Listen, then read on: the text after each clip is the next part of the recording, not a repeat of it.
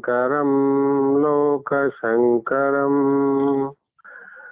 शङ्करं शङ्कराचार्यं केशवं बादरायणं सूत्रभाष्यौ कृतौ वन्दे भगवन्तौ पुनः पुनः। जगदादि जगद्गुरु सिद्धारूढ़ महास्वामिಗಳ ಆರೂಢ ಜ್ಯೋತಿ ಶಿವಪುತ್ರ ಮಹಾಸ್ವಾಮಿಗಳ ಶ್ರೋತ್ರಿಯ ಬ್ರಹ್ಮನಿಷ್ಠ ಬ್ರಹ್ಮಲೀನ ಬಸವಾನಂದರ ಶ್ರೀ ಚರಣಗಳಿಗೂ ಅನಂತ ದೀರ್ಘ ದಂಡ ಪ್ರಣಾಮಗಳನ್ನು ಸಮರ್ಪಿಸುತ್ತ ಈ ದಿನ ಶ್ರೀ ಶಂಕರ ಭಗವತ್ಪಾದರು ರಚಿಸಿದ ವಿವೇಕ ಚೂಡಾಮಣಿ ಎನ್ನುವ ಗ್ರಂಥದ ಎಷ್ಟು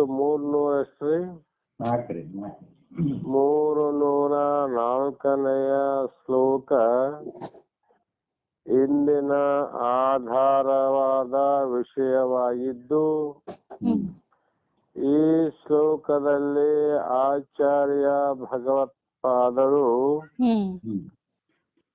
ಯಾವಾಗ ಅಹಂಕಾರದ ಸಂಪೂರ್ಣ ನಿವೃತ್ತಿಯಿಂದಲೂ ಅದರಿಂದಾದ ವಿವಿಧ ಕಲ್ಪನೆಗಳ ನಿರೋಧದಿಂದಲೂ ಆತ್ಮನ ಯಥಾತ್ಮದ ವಿವೇಚನೆಯಿಂದಲೂ ಇವನೇ ನಾನು ಎಂದು ಪರಮಾತ್ಮ ತತ್ವವನ್ನ ಹೊಂದುತ್ತಾನೆ.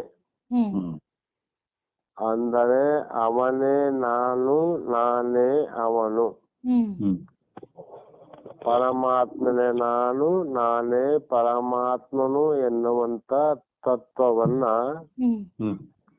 ಅನುಭವಿಸುತ್ತಾನೆ ಅಂತ ಹಿಂದೆ ಹೇಳಿ, ಈ 304ನೆಯ ಶ್ಲೋಕದಲ್ಲಿ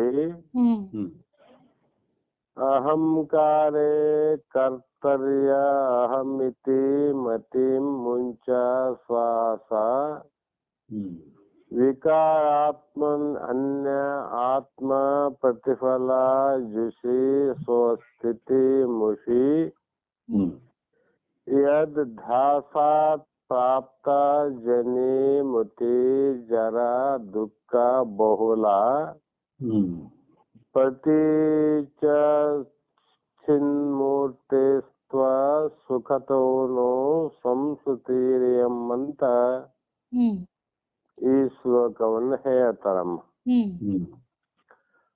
ಸ್ವಸ್ಥಿತಿ ಮುಷಿ ಅಂದ್ರೆ ನಮ್ಮ ಸ್ವಸ್ವರೂಪ ಅಂದ್ರೆ ಆತ್ಮ ಸ್ವರೂಪವನ್ನ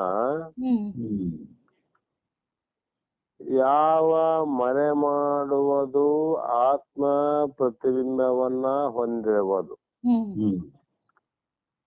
ಆತ್ಮ ಪ್ರತಿಫಲ ಜುಷಿ ಅಂದ್ರೆ ಆತ್ಮ ಪ್ರತಿಬಿಂಬವನ್ನ ಹೊಂದಿರುವ ವಿಕಾರ ಆತ್ಮನಿ ಅಂದ್ರೆ ವಿಕಾರ ರೂಪವಾದ ಕರ್ತರಿ ಅಂದ್ರೆ ಕರ್ತೃತ್ವವಾದ ಅಹಂಕಾರ. ಆ ಅಹಂಕಾರದಲ್ಲಿ ಅಹಂ ಮಿತಿ, ಎಲ್ಲಿ ಅಹಂಕಾರ ಇದೆಯೋ ಅಲ್ಲಿ ನಾನು ಅನ್ನುವಂಥದ್ದು ಇರುತ್ತದೆ. ಈ ಬುದ್ಧಿಯನ್ನ ಸಾಹಸ ಅಂದ್ರೆ ತಕ್ಷಣವೇ ತಡ ಮಾಡದೆ ಮುಂಚ ಅಂದ್ರೆ ಇದನ್ನ ನೀನು ಬಿಡು ಅಂತ. ಕಾರಣ ಏನಂದ್ರೆ ಅಹಂಕಾರದಲ್ಲಿ ನಾನು ಎಂಬ ಬುದ್ಧಿಯನ್ನ ಕೂಡಲೇ ಬಿಡಬೇಕು. ಈ ಅಹಂಕಾರದ ಅಧ್ಯಾಸದಿಂದಲೇ ನಮ್ಮ ಸ್ವರೂಪ ಹೇಗಿದೆ ಅಂದ್ರೆ ಚಿನ್ಮೂರ್ತಿ ಮತ್ತು ಆನಂದ ಘನನು ಆದ ನಿನ್ನ ಸ್ವರೂಪಕ್ಕೆ ಅಥವಾ ನಿನಗೆ ಜನನಿ ಮೃತಿ ಅಂದ್ರೆ ಹುಟ್ಟು ಸಾವು ಮುಪ್ಪು ಇವುಗಳ ದುಃಖದಿಂದ ತುಂಬಿರುವ ಈ ಸಂಸಾರವು ಉಂಟಾಗಿರುತ್ತದೆ. ನಮ್ಮ ಸ್ವರೂಪದ ಅವಿಚಾರದಿಂದಲೇ ಈ ಜನನ ಮರಣ ಅನ್ನುವಂತ ಸಂಸಾರ ನಮಗೆ ಪ್ರಾಪ್ತಿಯಾಗಿದೆ. ಇದು ನಮಗಷ್ಟೇ ಅಲ್ಲದೆ ಯಾವ ಏಕಂ ಏವಂ ಅದ್ವಿತೀಯ ಪರಬ್ರಹ್ಮ ಅಂತ ನೀವು ಸಾಕಷ್ಟು ಸಲ ಅದರ ಬಗ್ಗೆ ಕೇಳಿರಿ. ಅದು ಹೇಗಿದೆ ಅಂದ್ರೆ ಸ್ವಗತ ಸಜಾತಿ ವಿಜಾತಿ ಭೇದ ರಹಿತವಾಗಿ ಸರ್ವಾತ್ಮಕವಾಗಿ ಸಂಪೂರ್ಣವಾಗಿ ಸರ್ವ ಜೀವಿಗಳಲ್ಲಿ ತುಂಬಿರುವಂತದ್ದೇ ಬ್ರಹ್ಮ. ಅಲ್ಲಿ ಏನಾಗಿದೆ ಅಂದ್ರೆ ಆ ಬ್ರಹ್ಮನ ಪ್ರತಿಬಿಂಬ ಮಾಯ ಅಂದ್ರೆ ಶುದ್ಧವಾದ ಮಾಯೆಯಲ್ಲಿ ಪ್ರತಿಬಿಂಬಿಸಿದಾಗ ಅಲ್ಲಿ ಈಶ್ವರ ಅಂತ ಆಯ್ತು. ಯಾರಮ್ಮ? ಈಶ್ವರ. ಆ ಈಶ್ವರ ಅವನಿಗೆ ಏನು ಅಭಿಮಾನ ಅಹಂಕಾರ ಅದಂದ್ರೆ ಜಗತ್ತೇ ನನ್ನಿಂದ ಆಗಿದೆ ಅಂತ ಅಹಂ ಆದಮ್ಮ. ಅಂದ್ರೆ ಪರಮಾತ್ಮ ಜಗತ್ತೇ ನಂದು ಅಂತನವನು. ಆ ಕಾರಣದಿಂದ ಆ ಪರಮಾತ್ಮ ಸರ್ವ ಜೀವಿಗಳೇನು ಉಂಟು ಜಗತ್ತಿನಲ್ಲಿ ಆ ಜಗತ್ತು ನನ್ನನ್ನ ಗೌರವಿಸಬೇಕು, ಜಗತ್ತಿನ ಸರ್ವ ಜೀವಿಗಳು ನನ್ನನ್ನ ಪೂಜಿಸಬೇಕು, ಸರ್ವ ಜೀವಿಗಳು ನನ್ನನ್ನ ಕುರಿತು ಯಜ್ಞ ಯಾಗವನ್ನ ಮಾಡಲೇಬೇಕು ಅಂತ ಅಹಂಕಾರಕ್ಕೊಳಗಾಗ್ಯಾನ. ಯಾರೇ? ಶಿವನು. ಅದಕ್ಕೆ ಅಭಿಷೇಕ ಅರ್ಚನೆ ಮಾಡ್ತಾರಲ್ರಿ. ಯಾಕಂದ್ರೆ ನನ್ನಿಂದ ಆಗ್ಯದ ನನಗ್ ಮಾಡ್ಬೇಕಂತ ಅರ್ಥ. ಅದೇ ಬ್ರಹ್ಮನ ಪ್ರತಿಬಿಂಬ ಈ ಜೀವಿಗಳ ಅಂತಃಕರಣದಲ್ಲಿ ಪ್ರತಿಬಿಂಬಿಸಿದಾಗ ಇಲ್ಲಿ ಯಾವುದಮ್ಮ ಉಪಾಧಿ ಅಂದ್ರೆ ಮಾಯಾ ಅವಿದ್ಯಾ ಉಪಾಧಿ. ಇದು ಮಲಿನವಾಗಿರ್ತಕ್ಕಂಥ ಉಪಾಧಿ. ಈ ಉಪಾಧಿಯಲ್ಲಿ ಪ್ರತಿಬಿಂಬಿತನಾದಂತ ಜೀವ, ಆ ಪ್ರತಿಬಿಂಬದಲ್ಲಿ ಈಶ್ವರ, ಈ ಪ್ರತಿಬಿಂಬದಲ್ಲಿ ಜೀವ. ಆ ಪರಮಾತ್ಮನಿಗೆ ಜಗತ್ತಿನ ಅಭಿಮಾನ ಅದ, ಈ ಜೀವಾತ್ಮನಿಗೆ ದೇಹದ ಅಭಿಮಾನ ಅದ ನೋಡ್ರಿ. ಹೌದಲ್ಲ? ದೇಹದಲ್ಲಿ ಜೀವಾತ್ಮನಿಗೆ ಇದು ಎಲ್ಲವೂ ನಾನು ನಾನು ಅಂತ ಅಭಿಮಾನ ಪಡ್ತಾನ. ಅದಕ್ಕೆ ಏನಾಯ್ತು ಅಂದ್ರೆ ದೇಹ ನಾನು, ಇಂದ್ರಿಯಗಳು ನಾನು ಮತ್ತು ಅಹಂಕಾರಾದಿಯಾಗಿ ಮನ ಬುದ್ಧಿ ಚಿತ್ತ ಅಹಂಕಾರ ಇಷ್ಟೇ ಅಲ್ಲದೆ ನವ ವಿಧ ಗುಣಗಳು, ಪಂಚಕೋಶಗಳು ಇವೆಲ್ಲವೂ ಕೂಡ ಅವಿದ್ಯಾ ಅಸ್ಮಿತೆ ರಾಗ ದ್ವೇಷ ಅನ್ನುವಂಥ ಎಷ್ಟು ಉಂಟು ಅಷ್ಟರಲ್ಲಿ ಜೀವ ಅಭಿಮಾನ ಪಡ್ತಾನ ನೋಡ್ರಿ. ಅದಕ್ಕೆ ಎಲ್ಲವೂ ನಾನು ನಾನು ಅಂತಾನೆ. ಹೀಗೆ ಅವನಿಗೆ ಬುದ್ಧಿಯಲ್ಲಿ ಉಂಟಾದ ಕಾರಣ ಜಗತ್ತಿನಲ್ಲಿ ಏನಾಯ್ತ್ರಿ ಅಂದ್ರೆ ಪ್ರಪಂಚ ಆಯ್ತು ನೋಡ್ರಿ. ಜಗತ್ತಲ್ಲಿ ಪ್ರಪಂಚದಲ್ಲಿ ಆತ್ಮ, ಅತೀಂದ್ರಿಯ ಪ್ರಜ್ಞೆ ಈ ಸಾಕ್ಷಾತ್ಕಾರದ ಲಕ್ಷಣ. ಕನಸಿನಿಂದ ಎಚ್ಚೆತ್ತವನು ಹೇಗೆ ನಾನು ಈ ಎಚ್ಚರದ ವ್ಯಕ್ತಿ ಎಂದು ಅನುಭವ ಪೂರ್ವಕವಾಗಿ ಹೇಳುತ್ತಾನೆಯೋ ಹಾಗೆ ಈ ಅನುಭವವು ತಾನಾಗಿ ಉಂಟಾಗುವುದು. ಮಲಗಿದ ವ್ಯಕ್ತಿ ಎದ್ದ ಮೇಲೆ ಅನುಭವದಿಂದ ಹೇಳ್ತಾನೆ ನೋಡ್ರಿ, ನನಗೆ ಎಚ್ಚರವಾಗಿದ್ದೇನೆ ಅಂದರೆ ಅವನಿಗೆ ಮಲಗಿದ್ದು ಗೊತ್ತಿತ್ತು ಅಂತ ಅರ್ಥ. ಅದರಂತೆ ಇಲ್ಲಿಯೂ ಕೂಡ ಯಾವ ಅಜ್ಞಾನದಿಂದ ಆಚ್ಛಾದನವಾದಂತ ಅಜ್ಞಾನದಲ್ಲಿ ಮುಳುಗಿದಂತ ಜೀವನಿಗೆ ಈ ಏನಾಯ್ತ್ರಿ ಅಂದ್ರೆ ಎಚ್ಚರ ಆಯ್ತು ನೋಡ್ರಿ. ಎಚ್ಚರ ಆದ ಕಾರಣ ಹೇಳ್ತಾನ, ಈಗ ನಾನು ಆತ್ಮ ಸ್ವರೂಪನಿದ್ದೇನೆ, ನಾನು ಮಲಗಿದವನು ಅಲ್ಲ, ಎಚ್ಚರದಿಂದ ಇರುವವನು, ನಾನು ಅಜ್ಞಾನಿಯಲ್ಲ, ನಾನು ಜ್ಞಾನಿ ಅಂತ. ಕಟ್ಟ ಕಡೆಯಲ್ಲಿ ಕೊನೆಯಲ್ಲಿ ಉತ್ಪತ್ತಿಯಾಗುವ ಅಥವಾ ಉದಿಸುವಂತ ಆಧ್ಯಾತ್ಮಿಕ ಅರಿವು ಕೊನೆಯಲ್ಲಿ ಏನುಂಟಾಗ್ತದ ಅಂದ್ರೆ ಆಧ್ಯಾತ್ಮಿಕದ ಅರಿವು ಅಂತ. ಆಧ್ಯಾತ್ಮಿಕದ ಅರಿವು ಅಂದ್ರೆ ಆ ಪರಮಾತ್ಮನೇ ಪರಬ್ರಹ್ಮನೇ ನಾನು ಅನ್ನುವಂತ ಜ್ಞಾನ ಉಂಟಾಗ್ತದೆ. ಅದು ಎಲ್ಲಿ ಅಂದ್ರೆ ಆಂತರಿಕವಾದದ್ದು,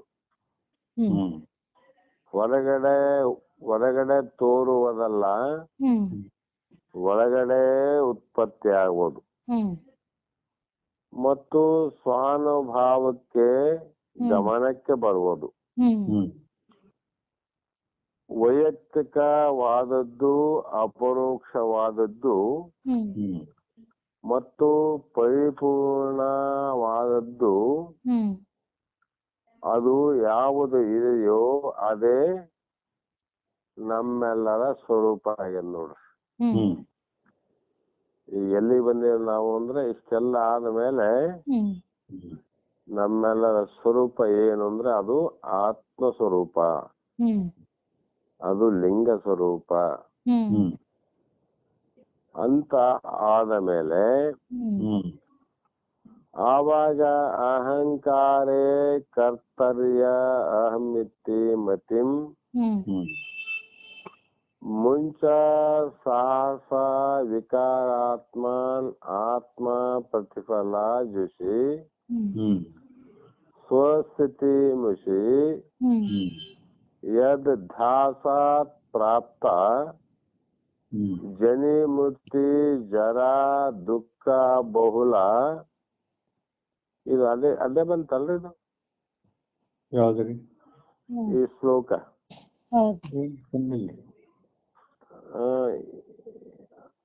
ಬಂದಿರಲ್ರಿ?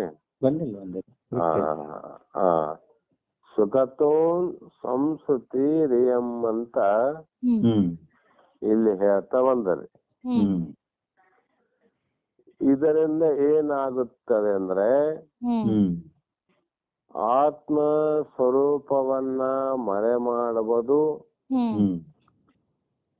ಆತ್ಮನ ಪ್ರತಿಬಿಂಬವನ್ನು ಹೊಂದಿ ವಿಕಾರ ರೂಪವನ್ನ ಪಡೆದಿರುವುದು, ಕರ್ತವೂ ಆದ ಅಹಂಕಾರದಲ್ಲಿ ನಾನು ಎಂಬ ಬುದ್ಧಿಯನ್ನ ಕೂಡಲೇ ಬಿಟ್ಟು ಬಿಡುವುದು. ಕಾರಣ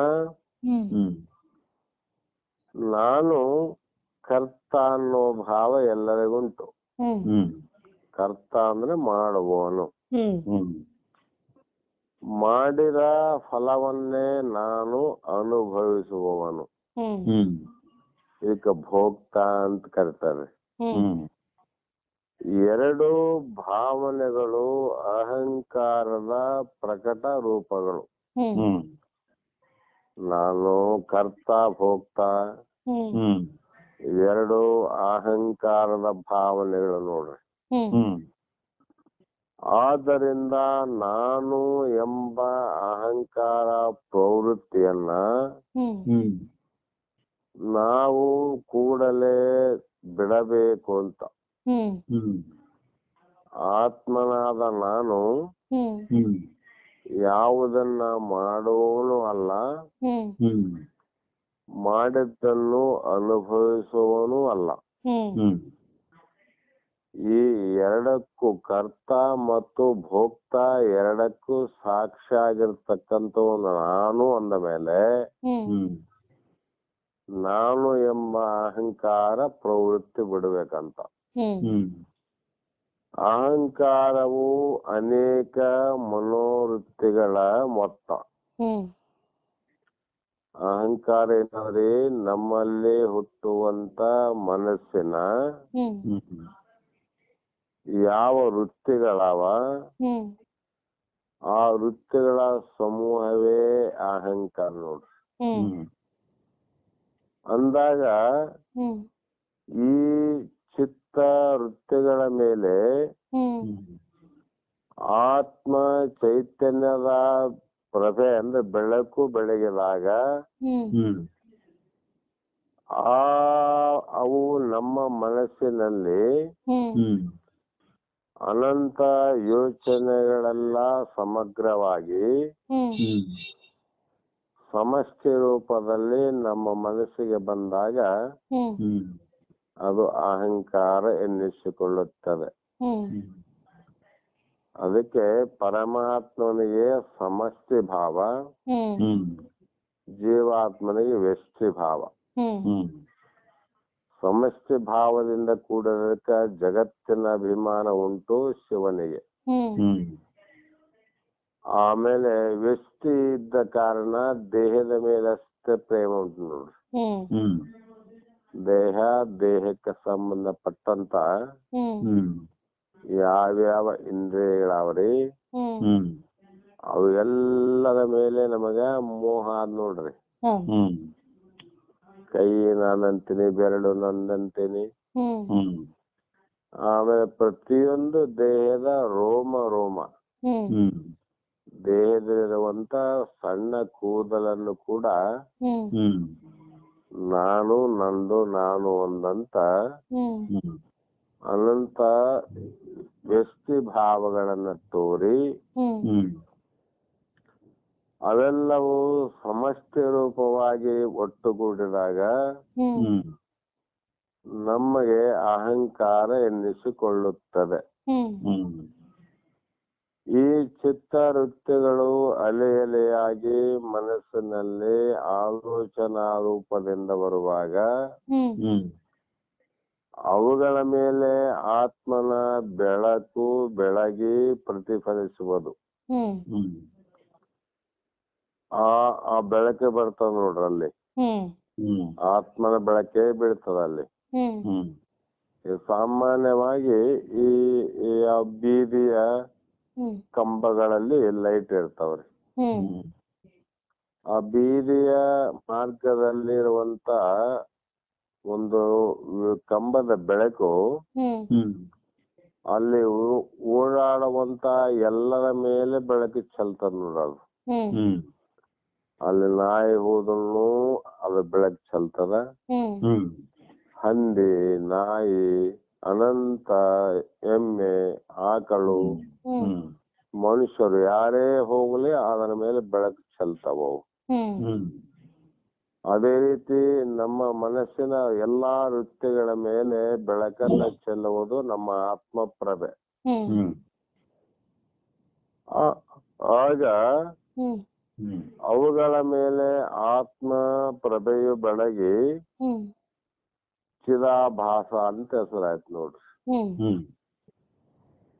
ಆ ಪ್ರತಿಬಿಂಬವನ್ನೇ ನಾವು ಅಹಂಕಾರವೆಂದು ಕರೆಯುತ್ತೇವೆ.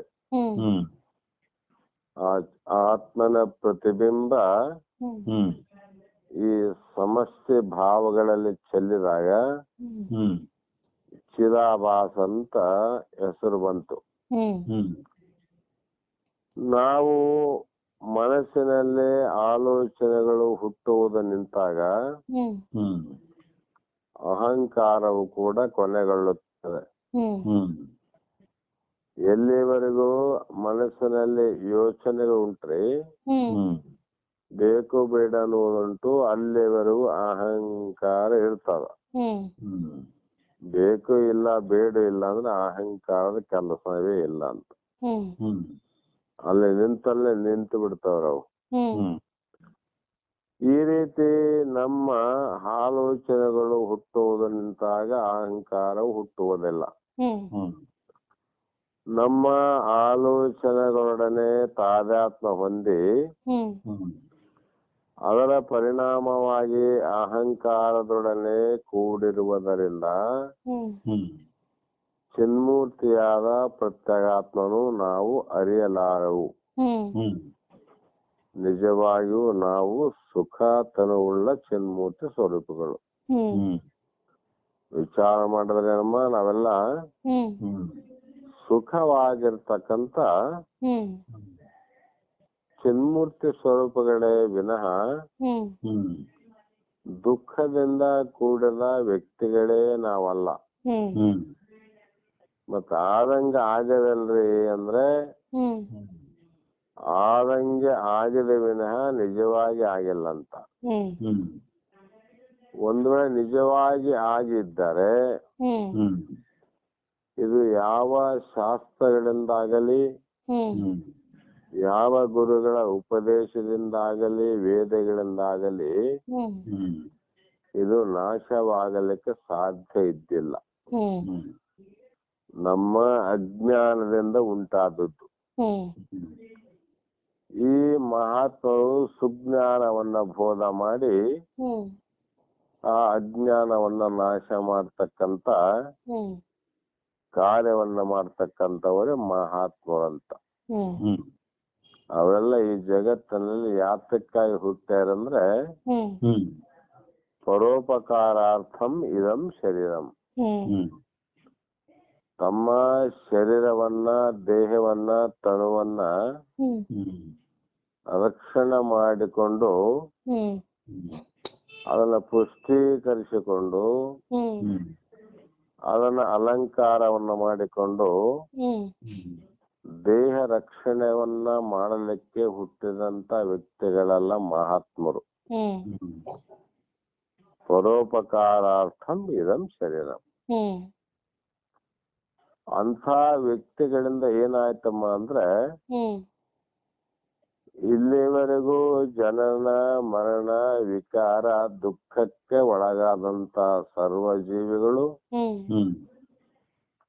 ಯಾವ ಈ ದುಃಖದಿಂದ ಕೂಡಿದಂತ ಜೀವಿಗಳಲ್ಲಿ ಗುರುನಾಥನ ಕೃಪೆ ಆಗ್ತದ್ರಿ, ಅಂತವರಲ್ಲಿ ಮಾತ್ರ ಈ ಅಹಂಕಾರ ನಿವೃತ್ತಿ ಆಗ್ತದೆ. ಯಾಕ್ರಿ ಅವ್ರೇನ್ ಮಾಡಿದ್ರು ಅಂದ್ರೆ ಏನು ಮಾಡ್ಲಿಲ್ಲ. ಅವ್ರು ಸತ್ಯವಾದದನ್ನ ಇದ್ದದ್ನ ಇದ್ದಕ್ಕಿದ್ದಂತೆ ನಂಬಿದಂತ ಶಿಷ್ಯರಿಗೆ ಬೋಧಿಸಿ ಅವರು ಅವರ ದುಃಖಕ್ಕೆ ಕಾರಣವಾದಂತ ಜನನ ಮರಣಗಳನ್ನ ನಾಶ ಮಾಡಿ ಜನ್ಮ ಮೃತ್ಯು ರಹಿತವಾದಂತ ಪರಮಾತ್ಮನೇ ನೀನಿದ್ದಿ ಅಂತ ಬೋಧ ಮಾಡಿದ್ರು ನೋಡ್ರಿ. ಅದಕ್ಕಾಗಿ ಇಲ್ಲಿ ಮುಂದಿನ ಒಂದು ಸೂತ್ರದಲ್ಲಿ ಯಾವ ಯಾವ ರೀತಿ ಏಳದ್ದಲ್ರಿ 305 ರೀ. 5 ಇರ್ಬೇಕಲ್ರಿ? 4 ಆಯ್ತ್ರಿ. 4 ಆಯ್ತಲ್ರಿ? ಸದೈಕ ರೂಪಶ್ಚ ಚಿದಾತ್ಮನೋ ವಿಭೋ ಇದೆ ಅಲ್ರಿ? ಹೌದು ಹೌದು. ಆನಂದ ಮೂರ್ತೇರನ ವದ್ಯಕೀತೆ ನೈವಾನ್ಯಥ ಕ್ವಾಪ್ಯ ವಿಕಾರಿಣ್ಯಸ್ತೆ ವಿನಃ ಮಧ್ಯ ಮುಮುಷ್ಯ ಸಂಸ್ಕೃತಿ ಅಂತ ಈ ಶ್ಲೋಕದಲ್ಲಿ ಸದಾ ಏಕರೂಪಶ್ಚ ಹೇಗಿದ್ದೀವಿ ಅಂದ್ರೆ ಸದಾ ಅಂದ್ರೆ 3 ಕಾಲದಲ್ಲಿ ಏಕರೂಪಶ್ಯ, ಹ್ಮ್ ಹ್ಮ್ ಒಂದೇ ರೂಪದಿಂದ ಇರುವವನು. ಹ್ಮ್ ಹ್ಮ್ ದೇಹ ಜಗತ್ತು ಒಂದೇ ಪ್ರಕಾರ ಇರೋದಿಲ್ಲ ನೋಡ್ರಿ. ಹ್ಮ್ ಹ್ಮ್ ಹೌದು. ನಮ್ಮ ದೇಹ ಮೊದಲು ಮಾಡಿಕೊಂಡು ಜಗತ್ತಿನ ಸರ್ವ ಜೀವಿಗಳ ದೇಹವನ್ನು ಕೂಡ ಹ್ಮ್ ವಿಚಾರ ಮಾಡಿ ನೋಡಿದರೆ ಏಕರೂಪವಾಗಿ ಇರುವುದಲ್ಲ, ಹ್ಮ್ ಇದು ಅನೇಕ ರೂಪ ಆಗ್ತದೆ. ಹ್ಮ್ ಹ್ಮ್ ನೀನು ಏಕರೂಪ ಅಷ್ಟೇ ಅಲ್ಲದೆ ಚಿರಾತ್ಮ ಸ್ವರೂಪನು. ಹ್ಮ್ ಹ್ಮ್ ನಾವು ಅನಾತ್ಮ ಸ್ವರೂಪವಾದ ದೇಹ ನಮ್ದಲ್ಲ. ಹ್ಮ್ ಹ್ಮ್ ಚಿದಾತ್ಮನ ಅಂದ್ರೆ ಜ್ಞಾನ ಸ್ವರೂಪನಾದ ವಿಭೋ ಅಂದ್ರು. ಹ್ಮ್ ಹ್ಮ್ ನೀನು ಜ್ಞಾನ ಸ್ವರೂಪನೇ ಇದ್ದಿ ಹ್ಮ್ ಹ್ಮ್ ಮತ್ತು ವಿಭೋ ಅಂದ್ರೆ ಹ್ಮ್ ಹ್ಮ್ ಪರಿಪೂರ್ಣವಾಗಿದ್ದಿ ಅಂತ. ಹ್ಮ್ ಹ್ಮ್ ಇಂಥಲ್ಲಿ ಇದ್ದೇನೆ ಇಂಥಲ್ಲಿ ಇಲ್ಲ ಅಂತ ಅನ್ನಂಗಿಲ್ಲ. ಹ್ಮ್ ಎಲ್ಲಾ ಕಡೆ ಇರುವ ವಸ್ತುವಿಗೆ ಪರಿಪೂರ್ಣ ಅಂದಾರ. ಹ್ಮ್ ಹ್ಮ್ ಇಷ್ಟೇ ಅಲ್ಲದೆ ಆನಂದ ಮೂರ್ತಿ. ಹ್ಮ್ ಆನಂದ ಮೂರ್ತಿ ಅಂದ್ರೆ ಆನಂದ, ಹ್ಮ್ ಹ್ಮ್ ಆನಂದದ ಗೊಂಬೆ ಅಂತ ನೀನು. ಹ್ಮ್ ಹ್ಮ್ ಆನಂದದ ವಿಗ್ರಹ ಅಂತ ಕರೀತಾರೆ ಇಲ್ಲಿ. ಹ್ಮ್ ಹ್ಮ್ ಆನಂದದ ವಿಗ್ರಹ ಅಂದಾಗ ಹ್ಮ್ ಹ್ಮ್ ನಾವು ಯಾವ ವಿಗ್ರಹವನ್ನ ನೋಡಿದ್ರು ಕೂಡ ನಮಗೆ ಆನಂದ ಆಗ್ತದಲ್ರಿ. ಹ್ಮ್ ಹ್ಮ್ ಯಾವ ದೇವರ ವಿಗ್ರಹವನ್ನ ನೋಡ್ಲಿ ಹ್ಮ್ ಹ್ಮ್ ಅದು ಒಂದು ದೈವ ಸ್ವರೂಪ ಆಗಿ ಕಾಣ್ತದ ನಮಗೆ. ಹ್ಮ್ ಹ್ಮ್ ಆದರೆ ನಿಜವಾಗಿ ಇರುವಂತ ಒಂದು ರೂಪಕವೇ ಬೇರೆ. ಹ್ಮ್ ಹ್ಮ್ ಈ ಯಾವ ಗೌರಿ ಹುಣ್ಣಿಮೆಯಲ್ಲಿ ಹ್ಮ್ ನೀವೆಲ್ಲ ಹೆಣ್ಣು ಮಕ್ಕಳು ಕೂಡಿ ಆರತಿಯನ್ನು ಮಾಡ್ತಾರಮ್ಮ, ಹೌದ್. ಗೊತ್ತಿರ್ಬೇಕು ನಿಮ್ಗ. ಹ್ಮ್ ಹ್ಮ್ ಆರತಿ ಮಾಡಿಕೊಂಡು ನಾನಾ ತರದ ಹ್ಮ್ ಹ್ಮ್ ಸಕ್ಕರೆ ಗೊಂಬೆಗಳನ್ನ ತಗೊಂಡು ಹ್ಮ್ ಹ್ಮ್ ದೇವರಿಗೆ ಕೊಡುವಂತ ಒಂದು ಹುಣ್ಣಿಮೆ ಅದು. ಹ್ಮ್ ಹ್ಮ್ ಅದು ಯಾವಾಗಲೂ ಆನಂದ ಸ್ವರೂಪ ಅದ್ ನೋಡ್ರಿ. ಹ್ಮ್ ಹ್ಮ್ ಕಾರಣ ಎಲ್ಲ ಕಡೆ ಸಕ್ಕರೆ ಆದಂತ, ಹ್ಮ್ ಹ್ಮ್ ಅದನ್ನ ಎಲ್ಲಿ ನೋಡಿದರೂ ಸಕ್ಕರೆ, ಹ್ಮ್ ಮುಟ್ಟಿದರೂ ಸಕ್ಕರೆ, ಹ್ಮ್ ಹ್ಮ್ ಸೇವಿಸಿದರೂ ಸಕ್ಕರೆ. ಹ್ಮ್ ಹ್ಮ್ ಅಂದ್ರೆ ಅದರ ದುಃಖನೇ ಇಲ್ಲ, ಅಂದ್ರೆ ಕಹಿಯೇ ಇಲ್ಲದ ಸಿಹಿಯಂತೆ ಇರುವ ಗೊಂಬೆ, ಹ್ಮ್ ಹ್ಮ್ ದುಃಖವೇ ಇಲ್ಲದ ಆನಂದ ಸ್ವರೂಪವಾಗಿರತಕ್ಕಂತ ಸ್ವರೂಪ. ಹ್ಮ್ ಹ್ಮ್ ಮತ್ತೆ ಅನವದ್ಯ ಕೀರ್ತಿ ಅಂದ್ರೆ ಹ್ಮ್ ಹ್ಮ್ ನೀನು ಯಾವಾಗಲೂ ನಿಷ್ಕಲಂಕವಾಗಿ ಹ್ಮ್ ಹ್ಮ್ ಯಾವುದೇ ಪ್ರಕಾರದ ಯಾರ ಕಲಹದ ಕೀರ್ತಿಯನ್ನ ಒತ್ತವನಲ್ಲ. ಹ್ಮ್ ಹ್ಮ್ ನೀನು ನಿಷ್ಕಲಂಕ ಕೀರ್ತಿ ಉಳ್ಳವನು. ಹ್ಮ್ ಹ್ಮ್ ಅದಕ್ಕೆ ಮಹಾತ್ಮರು ಎಷ್ಟು ನಿಷ್ಕಲಂಕ ಇರ್ತಾರ ನೋಡ್ರಿ. ಹ್ಮ್ ಹ್ಮ್ ಅವ್ರಲ್ಲಿ ಯಾವುದು ಕೂಡ ಹ್ಮ್ ಹ್ಮ್ ದೋಷರಹಿತವಾಗಿರ್ತಾರಂತ ಅರ್ಥ. ಹ್ಮ್ ಮತ್ತು ನೀನು ಅಧಿಕಾರಿನ ಹ್ಮ್ ಹ್ಮ್ ನಿರ್ವಿಕಾರವಾಗಿರ್ತಕ್ಕಂಥದ್ದು ನಮ್ಮ ಸ್ವರೂಪ. ಹ್ಮ್ ಹ್ಮ್ ಅಮುಷ್ಯತೆ ಅಂದ್ರೆ ಹ್ಮ್ ಹ್ಮ್ ಈ ರೀತಿ ಇರುವಂತ ನಿನಗೆ ಹ್ಮ್ ಅಹಂ ಅಧ್ಯಾಸಂ ಯುನ, ಹ್ಮ್ ನನಗೆ ಅಹಂಕಾರದ ಆರೋಪವನ್ನ ಬಿಟ್ಟರೆ ಹ್ಮ್ ಅನ್ಯತಾ ಅಂದ್ರೆ ಬೇರೆ ಹ್ಮ್ ಹ್ಮ್ ಯಾವುದೇ ವಿಧವಾಗಿ ಕೋ ಅಪಿ ಅಂದ್ರೆ ಹ್ಮ್ ನಿನಗೆಲ್ಲಿಯೂ ಸಂಸಾರ ಇಲ್ಲವೇ ಇಲ್ಲ. ಹ್ಮ್ ಎಲ್ಲಿ ಆದ್ರೆ ಆತ್ಮನಿಗೆ ಸಂಸಾರ ಇಲ್ಲ. ಹ್ಮ್ ಈಗ ನಾವು ಅನಾತ್ಮದ ಕಡೆ ಬಂದ್ವಿ ಅಂದ್ರೆ ಹ್ಮ್ ಹ್ಮ್ ತಾಯಿಯ ಗರ್ಭದಲ್ಲೇ